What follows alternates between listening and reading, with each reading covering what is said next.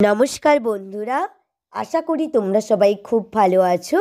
আজকে আমি তোমাদের রবীন্দ্রনাথ ঠাকুরের লেখা ছুটি কবিতাটি আবৃত্তি করে শোনাচ্ছি।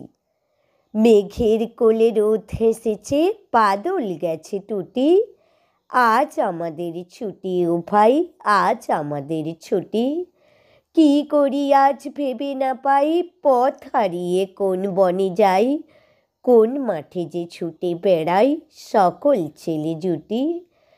কেয়া পাতার নৌকো গড়ে সাজিয়ে দেব ফুলে, তাল দিঘিতে ভাসিয়ে দেব চলবে দুলে দুলে।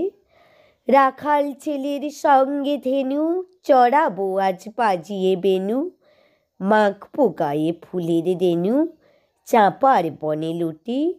আজ আমাদের ছুটি ও ভাই, আজ আমাদের ছুটি।